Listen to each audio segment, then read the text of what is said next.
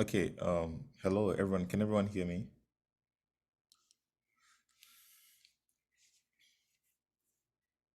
Um, wait, can anyone hear me?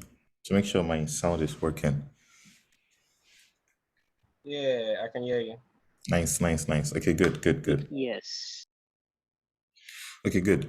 So today we just want to complete um our about 70 or 80% of the data structures that we think is crucial. So after today, the only very essential data structures we would not have touched on are the tries and graphs, right? And graphs are, we've actually done graphs to some extent. Like trees are graphs, right? Trees are simply graphs which are, connected and have no cycles, right? And somehow also have no specific direction. So we will reserve those two data structures to later on in the summer.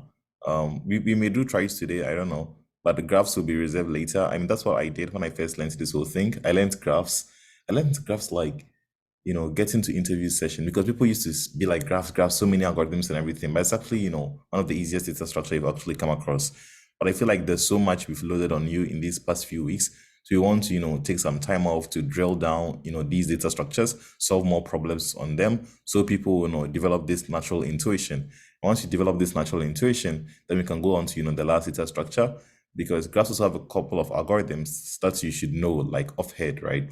So we'll introduce them, we'll go over them, getting closer to interviews, so people have them very fresh in their minds. So currently we are thinking maybe ending of June or God willing July and stuff. But before then, the 8 or so that we've gone through, or 6 or whatever, the goal is that you really drill through in them, right? And really get to learn them well.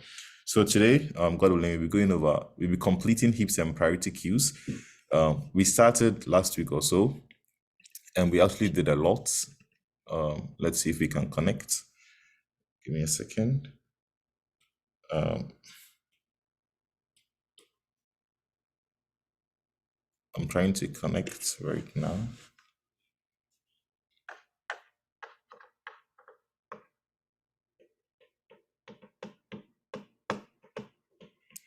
Okay, it's still loading. Still loading. Trying to connect. AirPlay is sometimes disappointing. Uh, well, let's just use the cable.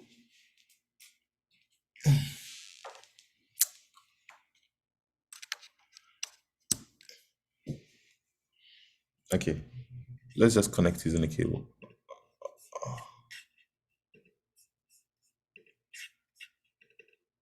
Yeah, yeah. Can everyone see it? Can everyone see my screen? Yeah. Okay. Yeah, you should talk and talk to make everybody feel alive and everything. Yeah. So before we start, does anyone have any question pertaining to what we did last week? I'll do a quick recap, and then if you have any, I can actually do a quick recap right now, so that if you have any question, you can just just let us know. So last week we actually went over a couple of things before we came to the data structure that we wanted. So we discussed the priority queue, right? Otherwise called the also which can be implemented using the heap. So we said that it's an abstract data structure, right? In other words, it's a data structure in the sense that we want to, build some structure that has certain properties, right? The properties we talked about is what we call the priority. That is the greatest element, right? The elements that we can only get is that element with the greatest priority. So we use the analogy of take a hospital, for instance, an emergency hospital, right? When people come in, the person we first attend to is the person whose emergency is very extreme, right? Like if there are two people, one has headache and one has, one is amputated, losing so much blood. Ideally, the hospital would attend to the person who's losing so much blood, right? And that's what we call the priority. So the priority queue simply has two operations. One operation is to insert, and the other operation is to get or delete, right? Like if you get, that means you have deleted the item, right? And we said this is an example we used that assume this is like, the people have come to the hospital, this human being A, human being B, human being C. And the numbers here are, are the urgency of their situation, right? So 7 means very urgent, 6 means, semi-urgent, and five means not as urgent as the other two, right? So here in the hospital, they first attend to human being C, and when they are done, they'll attend to human being B, and then they'll attend to human being A, right? So the data structure that allows you to, keep such order, right, is what we call the priority queue, right? The priority, then it's a queue, right? That is the most important one, the one with the greatest priority simply means importance, will be attended to first, then, in that order, right? Then the question we ask ourselves is, how can we, implement a data structure that has this, this description, such that the most important thing is always, deleted first, or the most important thing is what you can always get, right? Then we discussed, a couple of things we came across, we came up with was that, what if we use a normal list, right? What if we use a list, right, like a normal array, and then we put, the most important one last, right? So like we put C7 here, right? Then we put, let's say, B6 here, right? Then we put A5 here. And we're like, this is actually good in the sense that when you want, the most important one, right, you can simply pop out, right? You can simply pop, and that's O of one, which is very good, right? So, but the question comes, what if I insert, right? What if I bring, let's say, D2, right? If I bring D2, a list, right, per our structure, it would require that D2 is brought to the first position, right? That means D2 has to be the last item to be removed. So that means we have to put D2 here, right? Because we want to, use O of one time for popping, right? Where the most important element is at the back.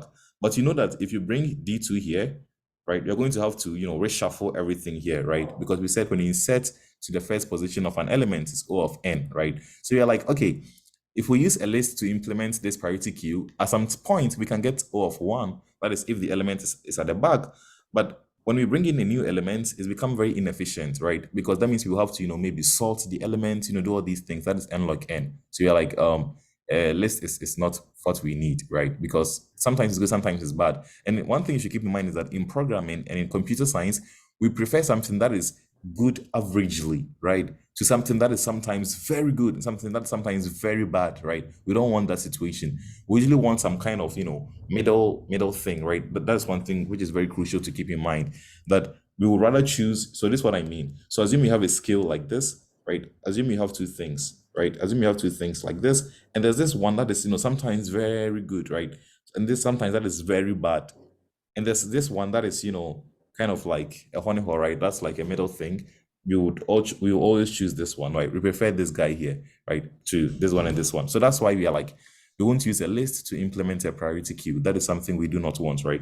Then we came to the next data structure that, generally people use and people generally accept. That's what we call the heap, right? Then we discussed that the heap is simply a tree, right? You build a heap by using a tree, right? And by a tree, it has a few restrictions, a few conditions. So the condition number one is that that tree must be complete. And we explained what complete means. Complete means that, I think we use a couple of examples here. So complete simply means that if you take, there's no hole to the right of any node. So this is how we explain the hole. If we take this first tree here, there's no hole to the right of any node, right? So if I take this node, if I go to its right, like there's nothing, right? Like, but if I take this node, right, and I go here, right? If I take this node and I go here, there's a node there, right? So let's use this one for instance. So let's take this example, right? This tree is not complete. Why is it not complete? Because let's use this. It's not complete because if I take this particular node here, right, to its right, it's possible that we could have inserted a node here, right? And because there was no node there originally, we see this one is not complete, right? It's not complete. So that's how we define a complete tree. Then we take this second example, right? We take this example again. Let's use this. So this tree is also not complete, right? It's not complete simply because if I take this node here again, this node here again, if I go to its right, I could have inserted a node here, right? And I could have also inserted a node here, right? But because there was no insertions, there were no nodes there, it's said to be incomplete. In other words, they were hollow, right? There were holes, there was this hole and there was this hole. So these trees are incomplete. So any tree that is used as a heap, right? Any tree that is used as a heap, let's just use a new page. Looks like we did a lot. Okay.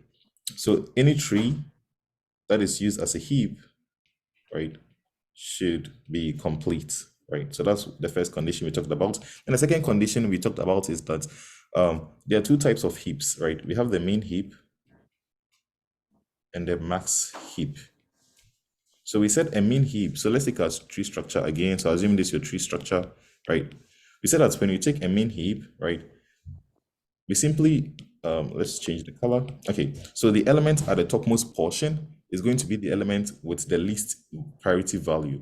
So this is basically what we mean. So at first we had like A to be, let's say, 5, we had B to, let's say, be 3, and we had, let's say, C to be, let's say, be 8, right? If we build a min heap with this data, a min heap with this data, B, right, B is going to have to be at the top here. B is going to be at the top here simply because B has priority 3, right? So we put, B at the top here. So that's how main heaps work. The element with the, the lowest value, according as defined by you, is going to, be at the top here, right? But if we build a max heap, right? If we build this max heap, this one here, in that case, C is going to be at the top here, right? Does this make sense to everyone? This is just a quick recap of what we are doing.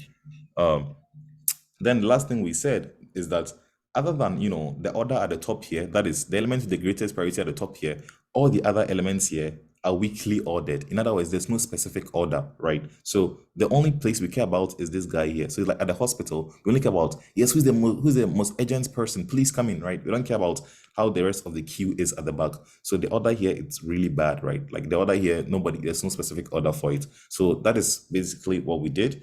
And yeah, anybody has any questions? Anyone, any questions? Any questions? Anyone has any Yeah, questions? hello.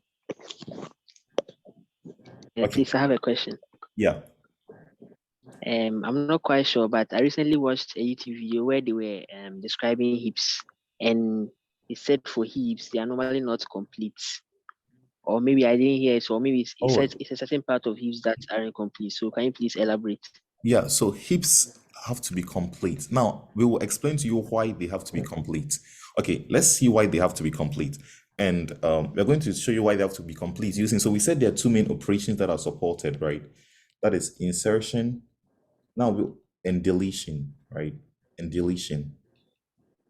Now, we also call deletion get. In other words, when you get the item, assume you have deleted it, right? So let's take a typical heap structure, right?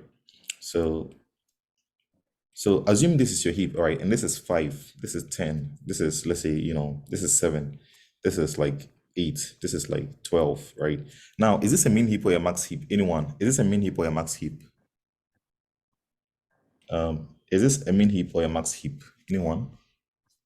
If it's neither, so you can tell us neither. Is this a min heap or a max heap? So we are still on heaps. Min or max? Mean. Good. It's a min heap. Good. So now let's assume we want to let's do insertion first. Let's assume we want to insert 3, right? Let's say assume we want to insert 3. What do we do? So this is the algorithm. You first wait, this person is trying to call me. Okay.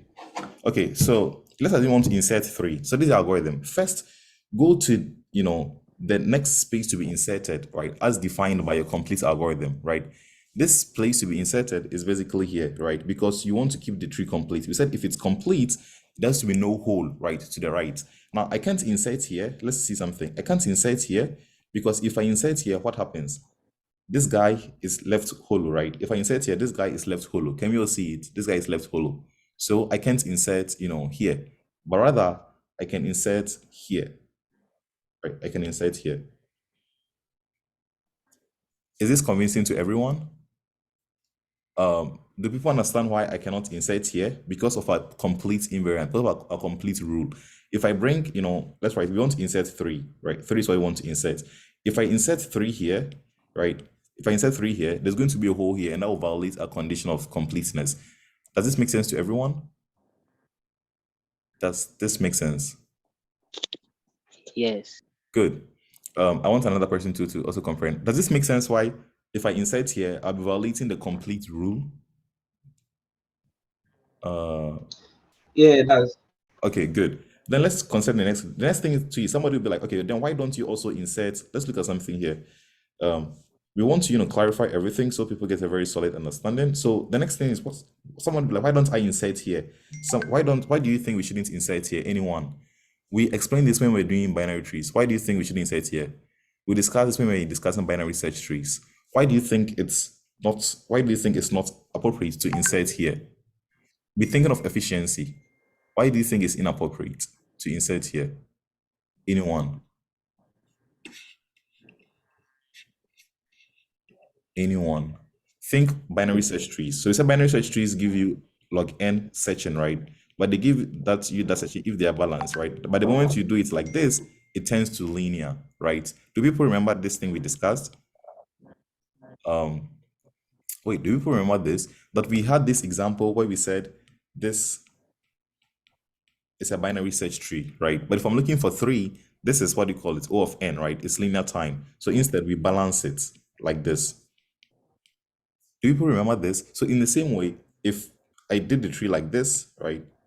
This is a valid binary search tree. Like both of these are valid binary search trees, right? This is also a valid binary search tree. But ideally, we would want this because this gives you log n, right? This gives you O of log n, but this will give you O of n. This will also give you O of n searching. Do people remember this? Even if you don't remember, does this make sense to you? Hello? Wait, can people hear me? The place is so quiet. Okay, at least we're getting some emoji reactions. Yeah, so that means we can't also insert here, right? Because if your insertion comes and you're always inserting here, you're going to end up breaking the efficiency. You don't get the log n efficiency we're actually looking for. So that is wrong. So in insertion into a heap, what you do is that you insert into the next, hollow space, right? That will prevent you from violating the complete invariant. So here we bring the three and we set the three here. So that's rule one, step one of insertion. Step two of insertion, we call it bubbling up, right? Bubbling up. So let's see how we bubble up. You bubble up by taking the node you just inserted, that is 3, compare it to its parent, right? 3 and 7. Now the heap we have now, as people mentioned, is a mean heap. So compare it to 7, that is the 7 here. Ask, which one is smaller? If 3 is smaller than 7, 3 has to come up, right? So here I compare 3 to 7, and indeed 3 is smaller, right? So the 3 has to come up. So this guy becomes 3, and then it will swap places with the 7, right? Then this guy becomes 7. Then the 7 comes up here. Then we continue again. Take the 3 again. You're like, okay, 3. Let me compare you to your parents again. You and your parents, which one is smaller, right? Here, 5 is bigger than 3. That means 3 has to come up again. So 3 comes here. And then this guy comes here. The 5 comes here. And this is literally how to do insertion for a heap. So to do insertion in a heap, you just take the node 3, then you bring it to where it is, right? You bring it to the next, hollow space, insert it there, then you just bubble up. That is how insertion works. Does this make sense to everyone? That is like the whole algorithm. Now, somebody can just take a quick look and realize that this, what do you call it? This is actually a heap. It is a min heap. It satisfies a min heap condition, and the tree is also complete, right? It's a min heap because 3, that is the smallest, is always on top, right? It's also, balanced because there's no hole to the right of any node. Is everyone convinced this is a min heap? This is a complete min heap. And does the algorithm make sense?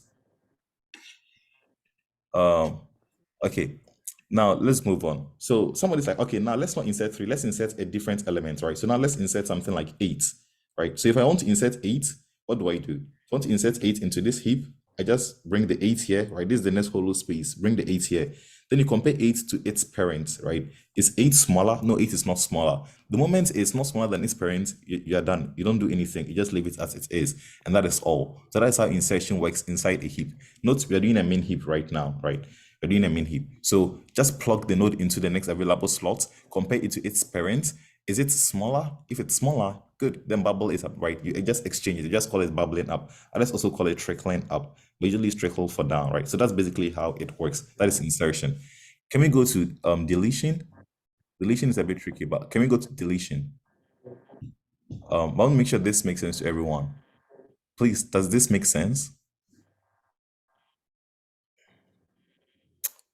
Hello, hello. Yes. People are talking and I can't hear. Yeah, people like be active. You can be like, yes, you can text in the chat, you can use emojis and stuff. Yeah.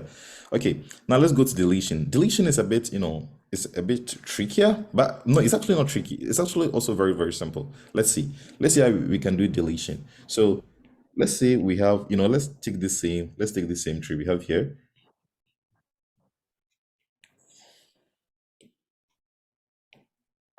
Let's take the same tree. And let's say we want to delete, right? Now, what number can we delete here? Which of the nodes can we delete? Anyone? Which of the nodes can we delete? Which of the nodes can we delete? So this is a min heap, right? Which of the nodes can we delete? Let me check the chat. Which of the nodes do you think we can delete? Anyone? It's a guess, so you can just which of them do you think we can delete? Three. Good. Three is the only one we can delete, right? So we want to delete three. So now the question is, when I delete three, what happens to the tree structure? That is what you ask yourself. When I delete three, what happens to the tree structure? So anyone has an idea? What do you think happens to the tree structure if we delete three?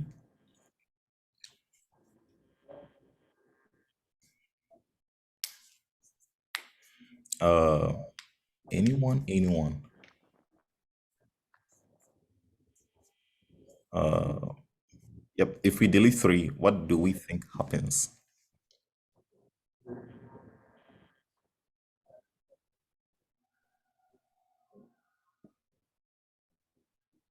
Hello, hello, hello. Wait, I feel like the play, like the whole thing is so quiet and so silent today. It's everything okay slash all right.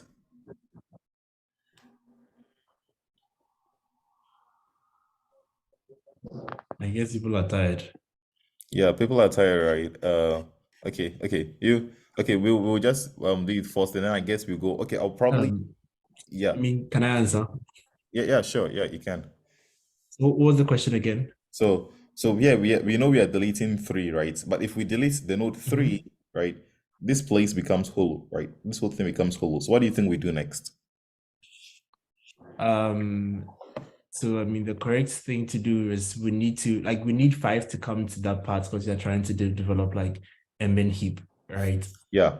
But then we can't, if we push five up, we also create another hole at where five is originally. Yeah. So a good thing to do is to just, since we want to maintain like the whole complete invariant of the heap, we can take the very last thing at the rightmost bottom of the heap, right? Mm-hmm. And put it at the root node and then sort of like bubble it down by Yeah. comparing it to the children. So Yeah. when we do that, five coming to the top, and then we have eight coming to where it's supposed to be. Yeah, so exactly that's actually what you do. So, but then because Gillian answered and everything, we're going to switch to do a coding problem, right? Then we come back to this concept because it seems the concept is a bit some way, but that's basically what you do. So you first, so that's why the thing about complete, the tree has to be complete. So if you delete, say, let's say three here, right? If you delete three, you take the last node here, right? So like eight, you push eight here. Then after that, you begin to bubble eight down, right? So how do you bubble eight down? So let's assume, 8 is here, right? You take 8, compare it to its children, right? Which of them is smallest, right? So yeah, 5 is smallest. So, just then you perform an exchange, right? You swap this and this, then you swap this and this and bubble it down. So let's go to a coding problem. We're going to solve a coding problem. We come back to the content, later. So yeah, because I think people are kind of quiet and well, actually, let's vote. Should we go to do a coding problem and then come back to this, or we should continue with this? Let's vote and see. So, coding problem now, you can type yes or Y or thumbs up and continue with this. You can actually do a thumbs down or anything. Okay. Yeah, Isaac said let's continue for like yes, so we have 1-1. So anyone maybe I want to solve a question on heaps or something, then we come back to this one. But let's see. So if you want us to go solve a question and then come back to this, okay, it looks like the coding wins. Okay, let's solve a coding problem, and then looks like it's three versus two now. We'll actually come back to this right now. So let me just open the problem, and then we come back to this. I don't know why people are quiet and feeling dull, but give me a second to just open lead code quickly. Can you please see my screen?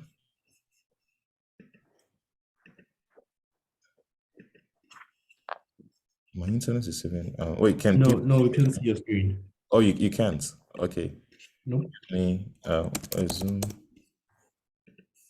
Uh, can it be seen now? Yeah, I can see it now. Okay. I'm looking for. No, not this.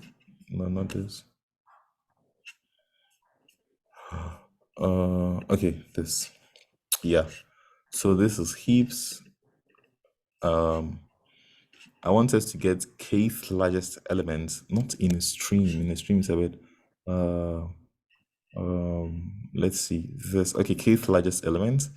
I really hope this is not the worst, honestly. I hope this makes sense. Okay. Yeah. Let's just we'll try to use a heap as much as possible, like to just simplify the solution. So please let's all take time. I'm sending the question to the Zoom chat. Please open the question if you can, and then just take a look at the question for now. There are many ways you can solve this question, right? But then we'll solve it using a heap. So please open this question. You can also just look at the screen and just try to read the question and make it make sense to you before we go into it. Yeah. Like a few minutes to read through. Yeah.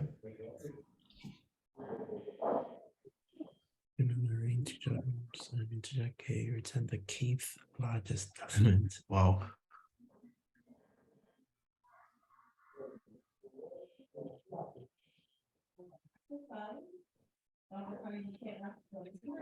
And please take note of the time complexity. The question says that we should solve it in O of n time. So if you're thinking of sorting wouldn't work. Yeah, sorting would not work. But I mean, for now, if that's the only algorithm we can come up with, we'll manage it. But just know, sorting is not the best approach, right? Yeah. So if you're done, we can actually go into it. And I hope you remember last week we said that a heap is actually, you know how the heap looks like? It looks like a tree, but we said there's nothing really like a tree, right? It's just stored in a different format. And heaps are more commonly stored as arrays. Like they're stored in the form of an array. That's something we'll touch on later. But just have that thing in mind. And we showed you how to, in Python, how you can just, take an array like a normal list and then convert it to a heap. So let's start with the solution. So it says we are given an array of integers called nums and an integer k. So we are supposed to return the kth largest, the kth largest element in the array and kth largest in the sorted order, right? Not the kth distinct element. So that means that let's just go ahead. So we said we can import heap q, right? So we said this is one thing you can do. You can actually import heap q, and what heap q does is that heap q is a module and it contains some important things we can use. So it says heap q contain something like heapify, and what heapify does is that heapify takes like an array, like a list, right, and then it will convert it to a heap for you, right? That's what we said heapify does. It takes a list, then to convert that list to a heap for you. Then we said there's another thing called heap pop, right? So what heap pop does, that it also takes a list, then returns to the elements at the roots of the tree, right? It returns to the roots elements. Then we said heap q also has another thing called heap push, right? So it has something called heap push. What heap push does, that it takes the list, then it takes the number, right? Maybe I've swapped the places, but like it takes these two things, then it's pushes the element, like it inserts number into the list, then it returns to like just that, right? It just does that for you, but like you still have a heap back, right? So we said these three things are very important that we can actually use. So now we want to return the kth largest element, right? So we can just build a heap out of this and let the number be the priority, right? Because now you know that the priority is simply how big you are. In other words, the very big ones have the greatest priority, right? That is one way to think about it. So we also remember that this heap q that you get when it builds, when you heapify the list, it gives you a min heap. Do people remember this? That heapify will give you a min heap. And then somebody last week, so the question was, how do we convert it to a max heap, right? Then somebody was like, just negate every element, right? Just negate the priority of every element. So if it's too much in your head, this is basically what we mean. Let's try to build a heap with this input, right? Let's build a heap with this. If we build the heap using heapify, just follow me carefully. If you build a heap using heapify, it's going to have 1 here, right? Because 1 is the least, the least element. Then let's say it will have 2 here. Then say it will have, 3 here. Then say it will have, 4 here. Then say it will have like 5 here. Then say it will have 6 here, right? So this is what we will get if you build using heapify, right? So if we do like .get, if we do, this heap .get is going to give us 1, right?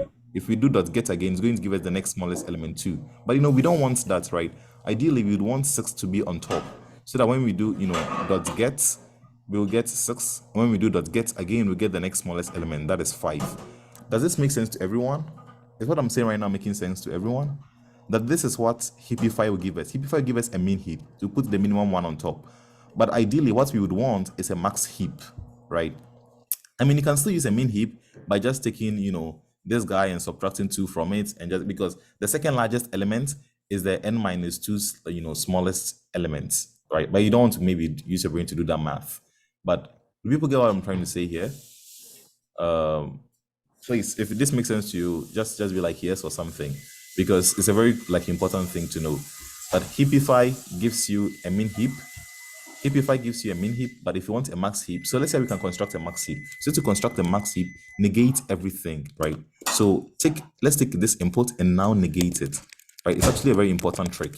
So if you negate it, you get things like this, right? If you negate it, now you get this.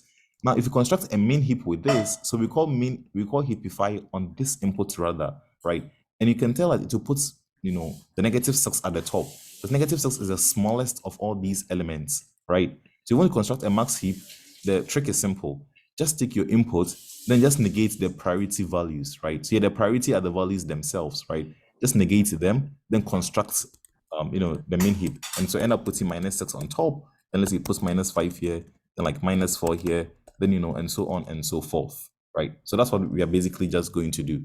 Now let's assume now you have your max heap, right? So this is actually a max heap, right? Like, it's a max heap because the maximum elements are at the top now. Now, k is equal to 2, which means we want the second biggest element.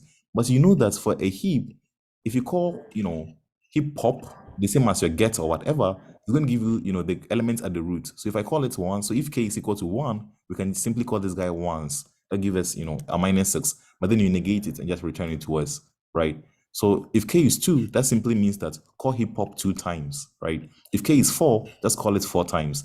Does the algorithm make sense to everyone? We're just, exploiting the power of the heap to give us the element with the greatest priority, right? The elements at the top. Does this make sense to everyone? Now, somebody will be like, isn't this, somebody will be like, so what's the time complexity of heapify? That's the coolest thing. The heapify is O of n. So you remember like 2 weeks ago, we said that if people have implemented things for you, in normal libraries, packages, things you can import, and them, please always use them, right? Because heapify looks like an n log n thing, but it's actually O of n. That's something you can actually look up later. So let's, try to do this problem. So first of all, we want to construct a max heap. So let's take the input that is nums like this. Let's convert it to something, in this format. So we simply say that nums is equal to -n for n in nums. So simply take everything that is in nums and just, negate it, right? So now this is our new nums, right? We just create, a new copy, but now every element is negated. Then what do? We do heapq.heapify, right? We just heapify nums. And we said that heapify does it in place, right? You don't have to assign it to anything, right? You don't need to do like heap nums or anything. No, it will heapify everything in place for you. And I told you that, I'll touch on that later again. So this is basically what it does. Then the next thing we can do is that we can simply say while k, right? So let's create a result variable. So let's say our result is let's say -1 now. We can simply be that while k result is equal to, right, heapq.heap pop, right? We can simply heap pop nums, right? Then we can simply subtract 1 from k. Now at the end we can simply return minus result. So let's go over this. So here we do what we did here, right? Negate all the entries. Then here we construct our heap, right? That is like this. Then we're like while k. In other words, you can just be like while k is not equal to 0, but we said it's the same as while k, right? But for now, for some people's sake, let's while k is not equal to 0, right? So if k is 1, we will pop once, right? Then we store that value in results. Then we subtract k by 1, right? We deduct 1 from k. Then we do again. Then we do again. And we do again, right? And yeah, does this make sense to everyone? Does this make sense to everyone? Does this make sense to everyone? But let's test to see maybe something else is wrong. Then we debug. Yeah, it looks like it's working. So this is one interesting way to solve the problem, and I hope it makes sense. So this is one good according to keep in mind. So generally, when you get a question where you want to find the kth largest, kth smallest, or this largest smallest, what should come to your head is a heap. I'm not kidding you. It's literally a heap. If you get a question where it's k largest, k smallest, and all those things, that means they're actually talking about about a heap. So heapify is going to take you constant time. So somebody will be like, okay, what about this heap hop, right? Heap hop is actually going to take you log n. Heap hop is going to take you log n times, right? And then if we come here, That is one thing. Then, so you're basically going to call this log n operation k times. So technically, the efficiency of this algorithm is k log n, right? Where n is simply the length of your, what do you call it? N is simply the length of nums, right? So the time complexity of this algorithm is O of k log n. Is this convincing? If you think you need more explanation to any of the parts, please let me know. I'm waiting. Please, I have a question. Yeah, Please, why is the pop action O of log n? good. Because if it's popping from, let's say, the topmost, won't it be constant time? Yeah, it's Since it doesn't have to go through the whole heap. exactly. But then when you pop from here, so we said when you pop from here, you bring some number here, then you trickle down, right? So what happens is that if I pop one, I'll bring, let's say, 6 up here, right? But then when I bring 6 here, I've violated the condition of a mean heap because 6 is not the minimum. What I do is I now begin to bring 6 down by comparing 6 to 2, right? I'm like, this which one is the smallest, which one is the biggest, right? Then I begin to trickle it down. So that's what is happening, right? So bring in, we'll go over the deletion algorithm again. So when you delete, right, when you pop, you have to, as Julian said, you have to kind of like, adjust the tree again for it to be a complete tree. And then when you bring that value, so usually what you do is that you bring this last one up here, and then you begin to push it down again to restore the balance, right? And that gives you the log n. Does this make sense to everyone? Any questions? Any questions on this question? Find kth largest. So someone will be like, well, I could have sorted if I sorted, right? So let's say something. So we said this is of k log n. Now, if I sorted nums, if I did nums.sort, right, that would have given me everything sorted. And I could have done nums index maybe k minus 1, like nums index minus k, right? This would have given you, the answer also. But the time complexity of this is O of n log n, right? Now, O of k log n is on average way better than O of n log n. Why? The reason being that this is always going to be O of n log n, but here it is possible for k to be small, right? It's possible for k to be smaller, right? Look, the log n parts are the same. This is log n, this is log n, but then this is k and this is n, right? Now, it's possible for k to be smaller than n. How do I know that? If you look at the constraints, right? K, they said k is going to range from 1 to n, right? N is our, length of nums, right? So this is better than this. Are people convinced? Does this make sense to everyone? That this approach with the heap is better than sorting, right? Is this making sense? I know it's kind of a lot, but does it make sense? Good. Okay, makes sense. Something makes sense. Okay, good. Let's proceed then. Yeah. So I don't know if you want us to do the O of n approach. So there's actually an O of n approach. I don't know if you remember, but like last week or so, I think it was the problem solving section, the one Julian led, and we discussed something about using arrays, as some kind of hashing thing, right? But before we move on to that, does this algorithm make sense to everyone? So just put in your head, if they're looking for k largest, k smallest, or something like that, you should think about a heap. When you heapify, it's O of n. When you heap pop, it's log n. Here, I'm calling heap pop k times, right? That means it's k log n. See, it makes a lot of sense. Do people want to do the O of n approach? We're actually almost behind time, but we want to do this. We're actually done with heaps. We just talk about a few things on heaps, then we're actually done. Okay, before we do the O of n approach, let's look at something. So these are things right? It's hardly somebody would tell you to implement a heap, but there are good things, you should know the concepts and everything. So people remember that we said that the insertion algorithm, right? If you bring, let's say you want to insert 7, I'll first put the 7 here, right? Then I'll compare 7 to 3. Then, I'll swap if I have to. Then I'll compare this to this, and I'll swap if I have to. Somebody's like, how can I know, 3 is the parent of 7, right? So that's one question somebody will ask. Then let's talk about when you do deletion. Like if I bring, let's say, 1 here, and I want to check if 1 should go down, I take 1 and I compare 1 with its children, right? And swap it with the child with the lowest value, right? So the question is, how do I know what is the parent and what is the child, right? And that is a very interesting thing. And people have, taught enough to just give you this. So let's say a node, I think I should write at this point. Let me just write. I think that'll make it clearer. Let me just write. Okay, so let's look here. So we said that. Colin, Yeah. Yeah, I think I'm confused. Oh, okay. Should we look? Is it the problem? Is it the coding question we did? Yes, but I'll slide your DM after the session. Oh, oh, maybe someone else is also confused. So let's attend to the confusion before we move on. Which part? Line 22. Line 22. Here. Yeah. Can someone? Yes. With Uh-huh. the complex O of we have O of n log n and O of k log n. I want to know like which one is the best and why. Okay, good question. So O of n log n is from sorting, right?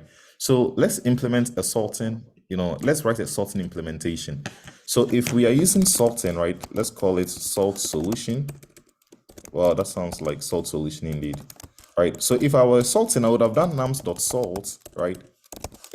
Then I would do return nums of minus k, right? This nums of minus k. So this algorithm, like this solution is O of n log n. Why is O of n log n?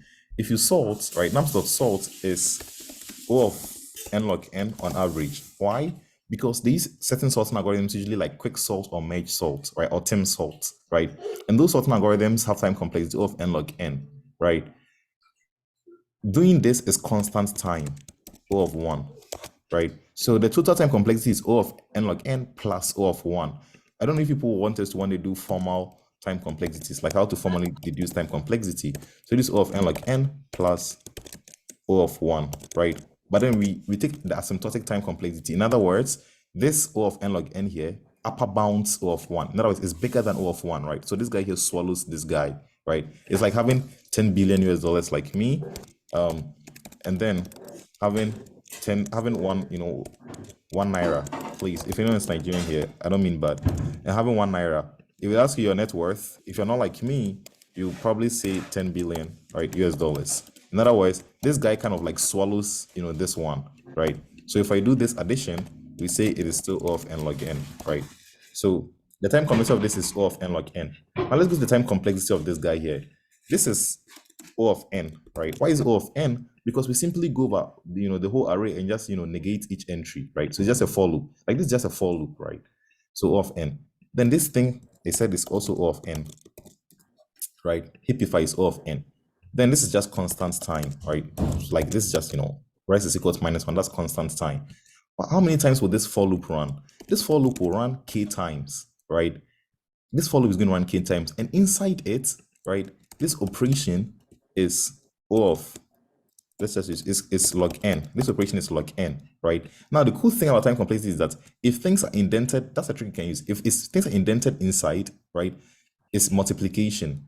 Then this one is and this one is also O of 1, right? So that's a constant time. So the time complexity of this whole while loop, right, is going to be, let's just make it this way, is going to be O of k times log n, right? And that gives you O of k log n, right? It is k times log n times this, because that's how while loop. So while loop is like, while k is not equal to 0, do this, right? So this k is going to determine it, right? So in other words, do these operations k times. Does that make sense? So that makes it O of k log n, right? Returning is just constant time. So do you understand how we got k log n and n log n? Does that make sense? Have we got the time complexities? Yes. Okay. Now you want us to compare Yes. them, correct? Okay. Now let's compare them. Yes. In comparing them, this guy is going to be always O of n log n. Like that's the sorting, right? Each time you sort, like you don't check if this or that, you always sort. So this algorithm is always going to be O of n log n, right? But then let's come here. This guy here, right, is k log n. But you see, k is like, k is like a variable, right? Like if you come to the constraints here, what does it tell you about k? It says k, this is the range of k. So let's just write that here. The range of k, right? K is greater than or equal to 1, right? But possibly less than n, right? So log n, right? They both have log n. So let's delete the log n's. So now they're left with k and n. But it's possible for k to be less than n. Like k cannot be bigger than n, right? Does that make sense? Like k is upper bounded by n, right? That means that it's possible for this one, right, to be smaller than this one. And we always want smaller time complexity, right? That makes this guy more efficient than this guy. Does that make sense? Yes. Doesn't make sense to everyone? Hello, does it make sense to everyone? Yes. Hello. Yeah. Okay. Let's go to the last one I was talking about, and then we are actually done with heaps and priority queues. And then Jillian, I have to hand over to Jillian to just brief us on a few things, and then we are done. Okay. Now let's go back to this guy. Okay. Okay. So as we were saying, there's no part in a computer where data is put in a form of a tree. Like this does not happen, right? They actually used, they actually put in a different fashion, maybe like, like a list, like a linked list, like this, like this or like that, right? So that is how, data is put. So let's see how heaps are usually represented. So heaps are usually represented, interestingly, through this guy here, through a list, right? Through an array. So what we usually do is that, we do this. Also, you think of it as a sequence, like as a sequence as this, right? You can think of it as a sequence, Don't even think of it as, just think of it as a sequence, right? Or you can think of it as a doubly linked list. You can even think of it as a doubly linked list that is indexed, but you don't bother off with all those things. Then, so if let's say a certain node is here, right? Certain node is at position n, To find its left child, I hope I've not forgotten, it is 2n plus 1, right? To find its right child, it is 2n minus 1. 2n plus 2.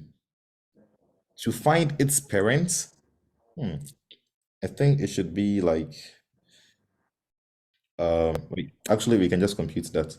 2n plus 1, to find a parent, it becomes minus 1. Oh, look at me. I think it becomes n over 2 minus 1.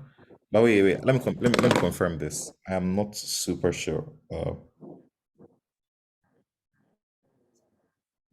Wait, I have some notes here. Let's confirm that. Yes. It's n minus 1 over 2. N minus 1 over 2. See, I took these notes, August 16th, 2021. That's when I learned this thing. Yeah. So minus 1. So it's n over 2, n minus 1 over 2, right? So this is to find the left child. This is to find your right child. This is to find your parents, right? So this is basically, how you can do it. And it's just like nobody really expects you to choose these things, but I think it's a good to know, right? So if a certain node, right? So let's say this guy is at index n, to find its left child, right? Like its left child is just 2n plus 1. Its right is 2n plus 2, if I'm not wrong. Just confirm again. And then you are done. Yeah, it's actually correct. And then and that's it. So that's basically how heaps are. Anybody has any questions on heaps and priority queues? We're actually done. And I think then we can actually just read the algorithms, some of the algorithms if you want. So for deletion, you move the last node into where the root node was. Effectively remove the root and then you trickle down its proper place. And to trickle down, you check both of its children, see which one is larger. I think this is actually a max heap. What I'm doing now is a max heap. Then just on and we actually making summary notes to share on some of the topics, so we actually push the summary notes also. So we're actually effectively done with heaps and priority queues. Anyone has any questions? Anyone? Any questions? Me, I have a question. Yeah. So does it mean for heaps the the time complexity will be O of and let me use K, it will be O of K, or it will be constant time. Wait. No. So you can't. So a data structure does not have a time complexity, right? It is a certain operation on the data structure. So we can't say a heap has this. So you have to specify the operation. So you have to be like, for a heap, insertion is, deletion is. Do you get what I'm trying to say? Like a data structure is like just a container, right? So can you reframe your question again using the operation? You're using the insertion operation. Will it be constant time or No, insertion in a heap is log n. So let's see why it is log n. It's log n because, as we discussed, right? So let's assume I want to insert I want to insert 3, this node. I'll first put the 3 here. This is constant, but then I'll compare 3 to its parent. Then I'll compare to its parent. I'll compare this one to this one again. So how many steps did I move? I made 2 steps, right? I made 2 steps. Can you see it? And that's log n. We explained log n like 2 weeks ago, Yes. right? We said n is the number of elements. So assume we have, let's draw a complete tree. Like if I take this tree here right now, this tree has 7, n is equal to 7, right? But how many levels are there? There are 3 levels, right? So this is log to the, when we said the log is actually to the base 2, it's approximately equal to 7, right? So, and you see, you need to make like 3 steps maximum, right? Like you make 2, but it's upper bounded by 3. So insertion is actually log n. So insertion is log n, deletion is log n. So that's what we said that. So when we use arrays could give us constant time, and then n log n all of n. But that is bad. We rather take log n that is like always at the middle, right? That's why we rather choose the heap to implement a priority queue. Does that make sense? Yes, please. Thanks for the correction. Sure, no problem. Yeah. Anyone has any other questions? Yeah, I'm intentionally showing you my notes. Anyone has any questions in case you want us to go up? Yeah, anyone? Okay, so Julian, I think can take it from here.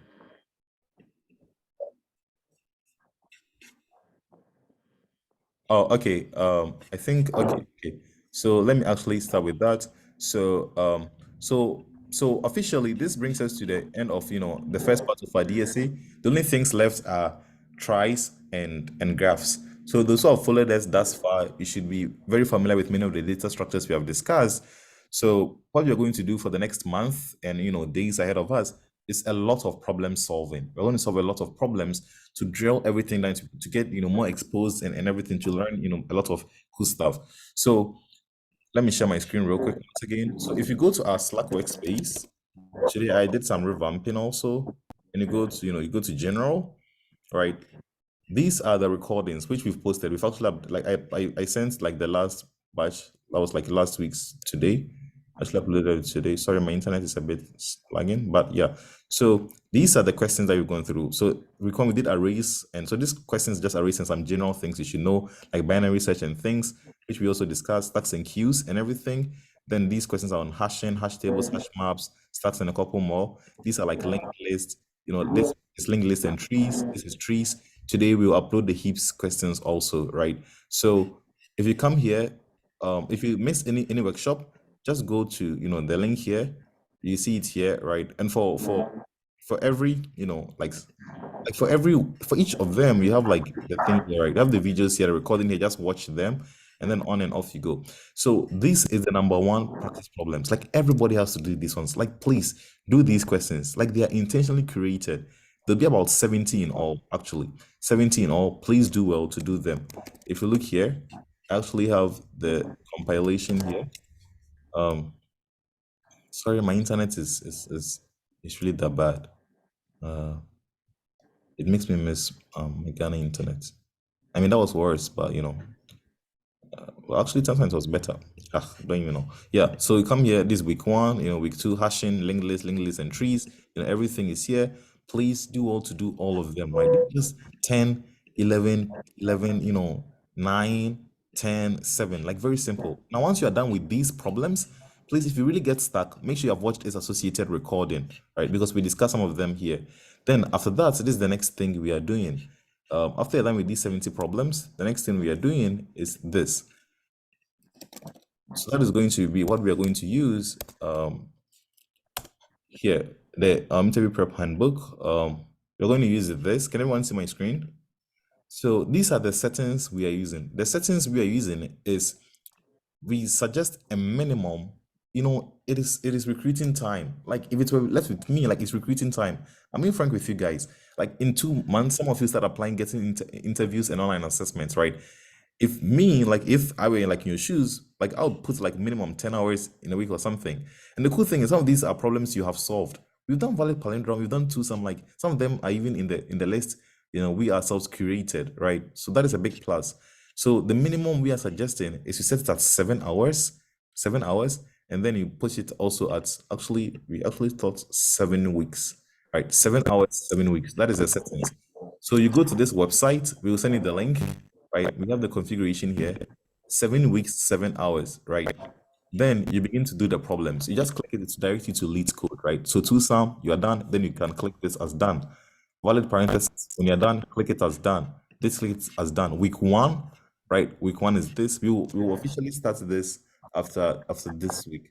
I mean, like, go next week. That's when we start. So we give this announcement again. So with week 1, we hope everybody to be in sync, right? You see all these link cycles, something you've done. If you're able to finish week 1 quickly, please go to week 2. Just start week 2. Week 2, we've done this in our own list. I remember we've done reverse linked list. We've done a couple more. Then week 3, begin to do mediums, right? Then we go to week 4. Then you can skip the try question. That's something we've not done yet. Then week 5, week 6, and week 7. And when we meet every Sunday, we'll go over some of the questions. So that is the announcement that after this week that we are entering, or next week we'll start using this, and our formation is going to be 7-7. When you do the questions, do well to mark them, right? Anyone has any questions? Also, because of this, so this is going to give you 60 questions in all, but in July, we'll go to the next batch where we will increase this one. That's what I'm saying, mark the questions. So you see the new questions that we have to do. So I'll give this announcement again, God willing, next week. But I know some of you are trying. Some of you are really trying. They even DMS to explain some things to them, which is a really good thing, right? So please, the main thing is to complete, the ones we ourselves have, given to you, right? And you see some of them actually overlap. Do what to complete them first before you go on to this one. Anyone has any questions? Also, please do what to watch the recordings. They are so helpful, literally, trust me. And yeah, anyone has any questions? Also, and lastly, we'll be holding live learning sessions. Like sometimes we will just start the huddle or the Zoom thing, and you have a question to ask, or you're solving coding problems. Some of us will be learning. So if you're learning and you think there's a question you need help on, you just be like, hey, can I ask this question? And be like, yeah, go ahead, and then you can ask. But again, we'll formalize that more. God, we start going next week after we're done with this week's practice problems. Anyone has any questions? Anyone? Any question? Okay, it does not look like it. All right. Thanks everyone for coming. I'll post the questions for God next week in the chat soon, and yeah, let us know if anything. Okay, bye.